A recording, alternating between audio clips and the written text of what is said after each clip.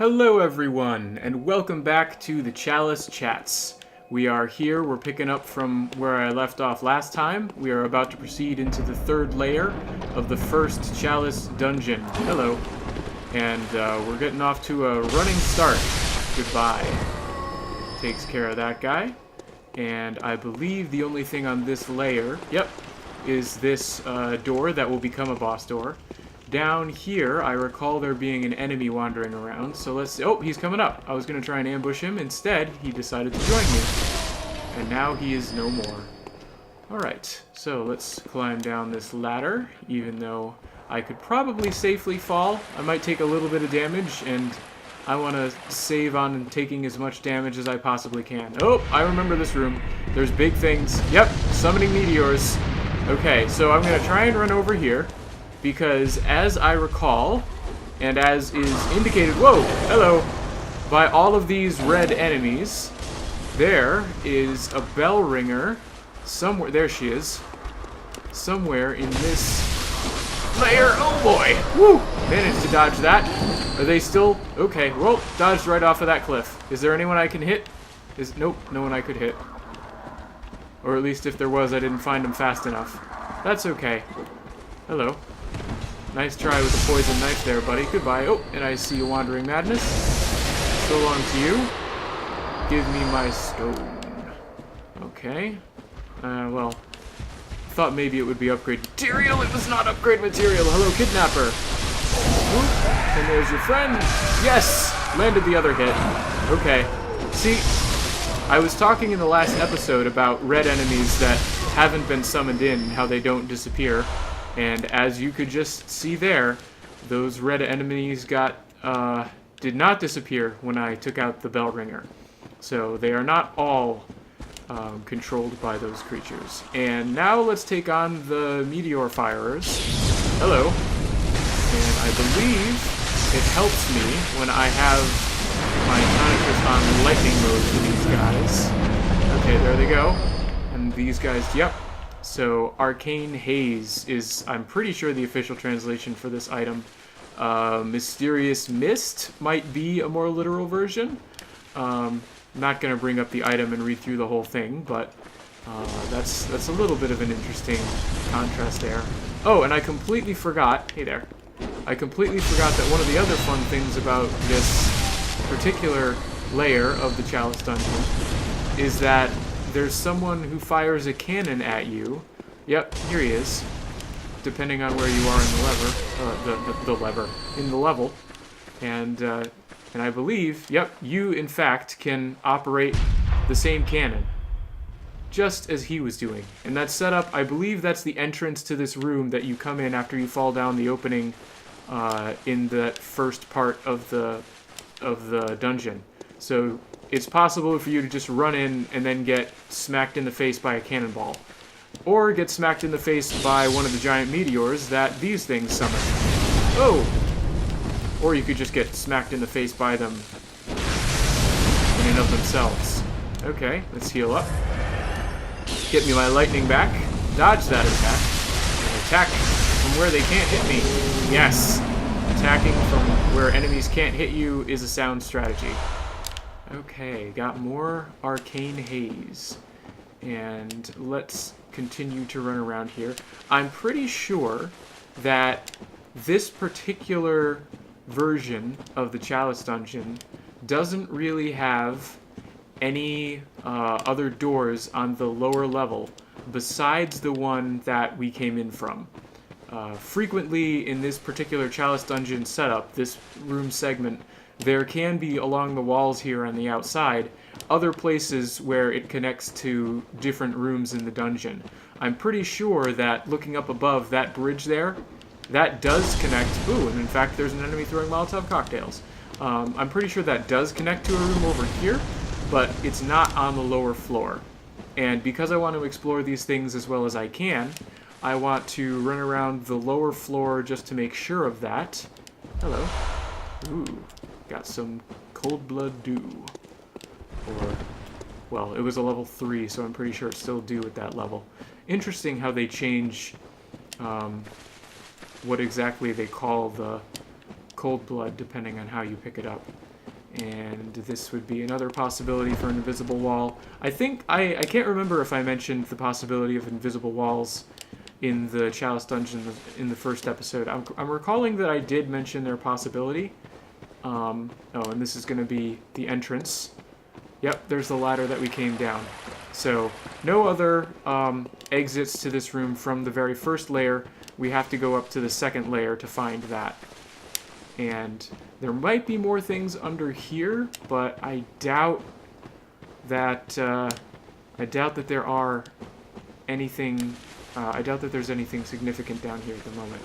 But as I was saying about the invisible walls, they're not really present. Well, the walls aren't invisible; they're hidden. Secret passages. They're not really present in the main game of Bloodborne itself. But once you get to the Chalice dungeons, all of a sudden, sometimes you can attack or roll into walls. They will disappear, and you will reveal a path through the dungeon that you could not see before. So you have to be on the lookout for those when you're exploring the Chalice dungeons. I'm not sure how thoroughly I'm going to explore for them, because to be truly thorough, you have to roll against pretty much every wall. I'll do it when I suspect there might be something, there might be a passage behind there, but otherwise I don't think I'm going to spend the time because that would just take forever. So, let's continue on here. This was the only path out of that main connecting chamber, and here's an enemy who I believe is non-hostile. Yeah, I don't think this enemy will do anything to us at the moment, so I'm going to leave them alone. It's interesting to me how sometimes Bloodborne, and actually they do this throughout the entire Souls series, they will, in the middle of a game filled with things that are just waiting to kill you, occasionally throw things at you that are no threat to you whatsoever, or will only theoretically be a threat to you. Oh, hello, there's a big guy in here. Better, and I switched to my torch instead of my gun. And occasionally there are hiding enemies and traps and things in rooms where you can just see this one big enemy, but too early, I guess. But this time, I think it's just him, and way too late on that attempt at shooting him. Oop, that worked out. Can I get it? Yes. Okay. Takes care of that guy.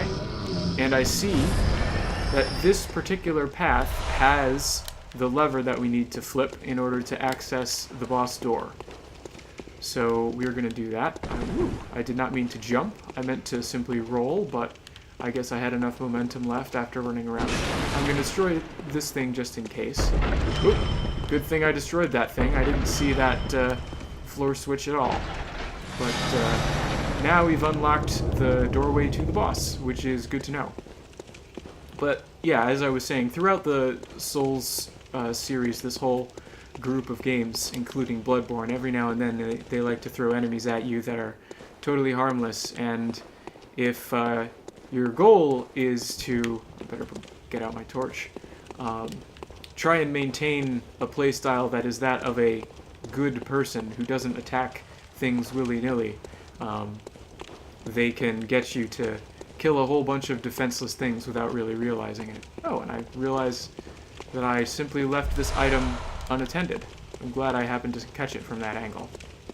But, alright, that does it, I believe, for exits on that particular level of this room. This is a 2-level room, so let's go up to the higher story and look around. There's usually 2 or 3 doors in a room of this setup, so there's one there, and there's one over here. Oh, there's not one over here. There's nothing over there. That's illumination.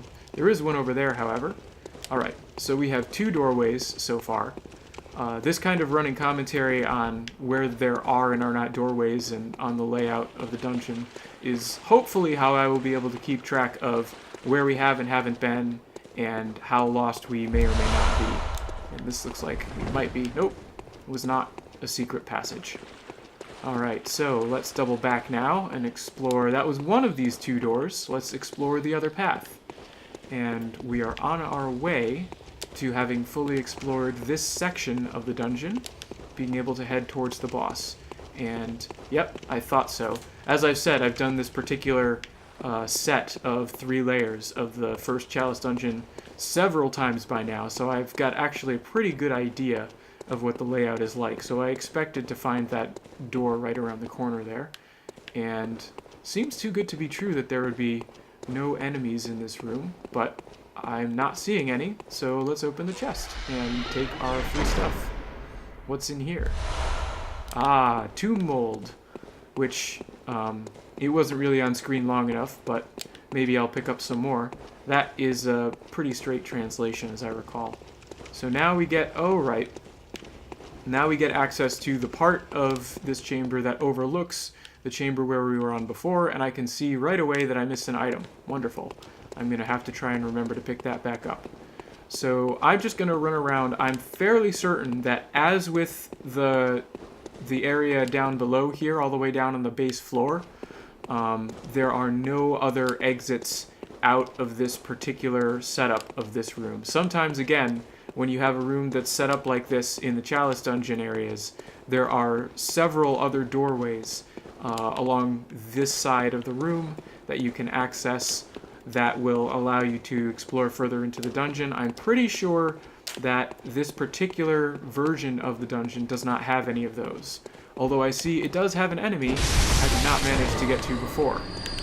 Though it doesn't anymore. Goodbye, Mr. Enemy. And let's keep going.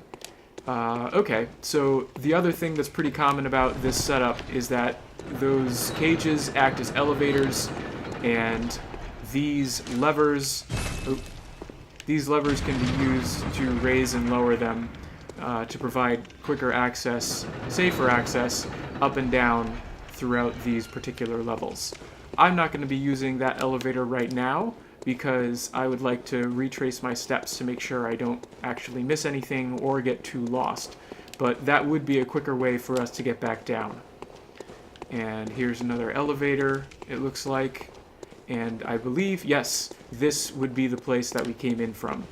So I'm going to come back through here, which I believe we fully explored. This was the no enemy chamber, the suspicious no enemy chamber that indeed led us to the open treasure chest.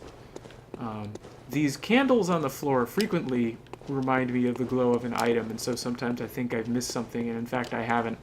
It's something that no matter of practice seems to help with. They are forever tricking me into thinking there is something when there generally isn't. So let's retrace our steps as we head back. Say hello, see if we can find our friend the knight. Oh, hello. This is something that happens. I went the wrong way, but whoop, okay. Something that happens in the Chalice dungeons that does not happen in the main game. Sometimes enemies that look like that, they're called bloodlickers, will spawn in a room after you've killed something using a visceral attack. So a little bit of a way to make you question whether or not you want to use a visceral attack, because generally it's just a no-brainer. But if you're in a Chalice dungeon and you really want to rely on viscerals, sometimes it can come back and have negative effects for you as you try and explore around the dungeon. Those bloodlicker enemies are generally quite difficult and hard to deal with, but fortunately, again, we are at an early enough Chalice dungeon and a high enough level that it's not too much of an issue. So I believe that takes care of all the exploration down this particular path, but as I recall, in this third and final layer of the initial Chalice dungeon, we are going to gain access to, for the first time, yep, indeed, an offshoot pathway. So we can go straight through here, and that will take us to a door that will let us fight the boss. But we're not going to do that just yet. We're going to first open up this doorway and take a look and see what we can find down this particular side path. Sometimes side paths that appear like this can be before the first lantern. Sometimes they're right before you fight the boss. And in general, they lead to a bunch of extra Chalice dungeon materials and goodies of that nature. But sometimes, oops, I'm going to get interrupted. And let's see, he's going to try and activate his buff, but he will not have time. But sometimes these areas can in fact be longer than the rest of the dungeon to that point. So I'm going to note that we came in on the second level. We have one door across the way here, besides the one we came in from. And that appears to be it. So this is not a candidate for a side path that is longer than the preceding section of the dungeon. But sometimes that is in fact the case. And in this room, which you can already see how these rooms tend to look very similar, this time it's not empty and devoid of enemies. Although again, we have a door here right by the entrance, and it's a closed door. Sometimes that's a good way to differentiate where you have or haven't been, is whether or not a door in a given room is closed. I tend to try and explore open doorways before closed doorways for that reason, so that I know if I run across a door that's still closed, I haven't been through that way before. Okay, but in this particular case, it's looking like that closed door is the only way to go. So we are going to go and take it as we continue to make our way through the Chalice dungeon. I'm feeling like we're making some pretty good progress here. And are there going to be...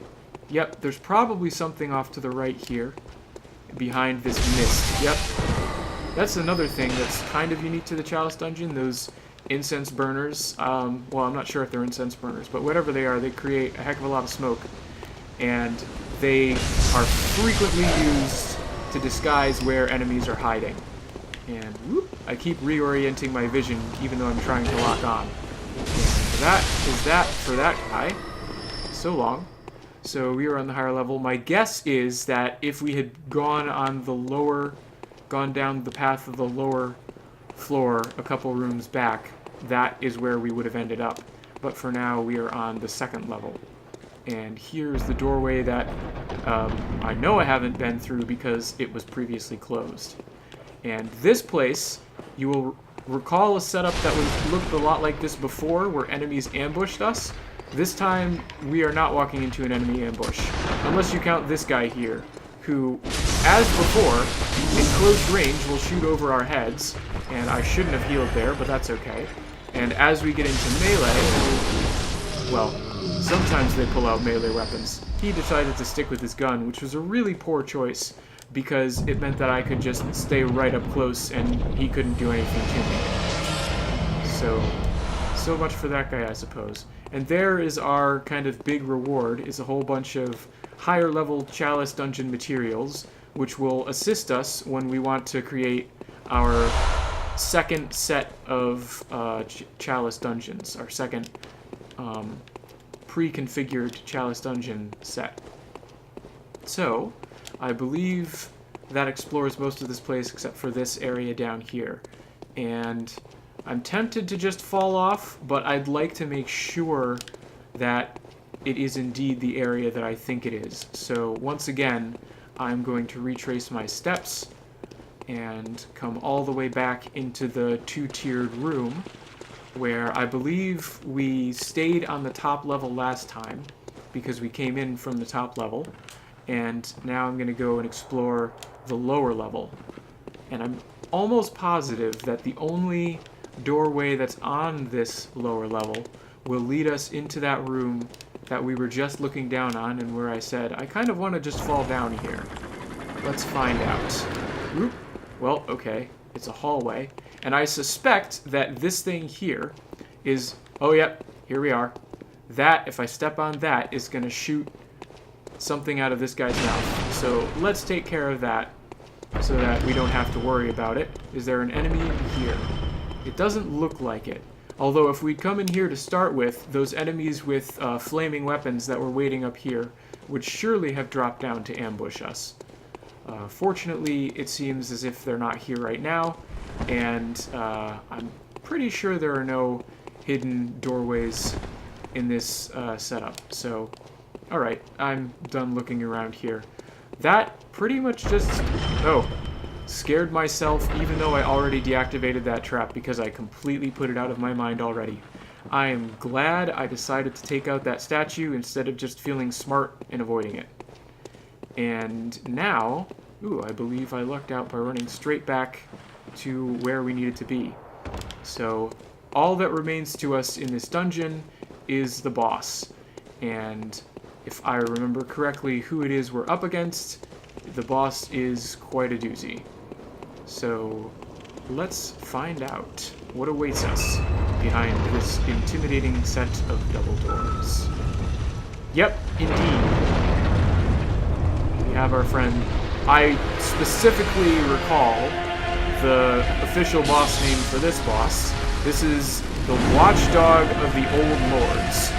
And the thing that makes me specifically recall it is that this particular boss is part of a later Chalice dungeon. We fight one of these things again, and the second time it fights, basically, if it so much as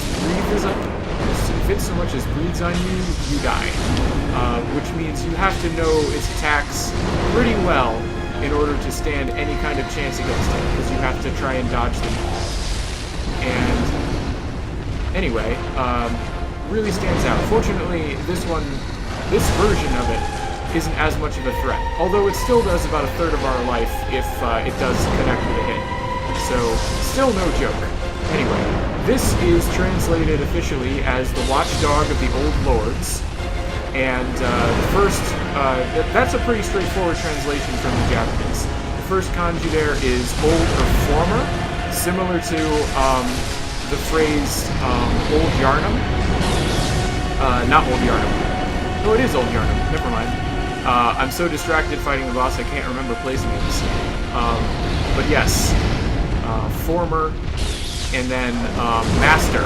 So that's where the lord part of Old Lords comes in. The former lords, or the former masters.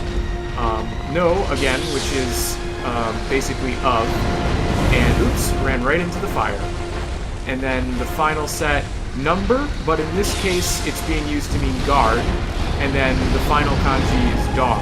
So guard dog of the Old Lords, watchdog of the Old Lords, pretty straightforward. So that's that translation. Now let's try and alright, we've damaged it sufficiently. That was a waste of a blood vial, but I've got a lot of them right now, so I'm not too concerned about that. Let's try, I forgot. We've reached the point, in this thing's life meter, when, oh boy, I wonder if I will survive this. I need to get off a few blood vials here. Alright, I'm feeling better about where my health is at the moment. So, once you get to a certain point, he starts being much more likely to chain one attack after another. And it looks like we reached that point. And, are we gonna, that wasn't enough to kill us. But I am starting to burn through those blood vials like nothing else.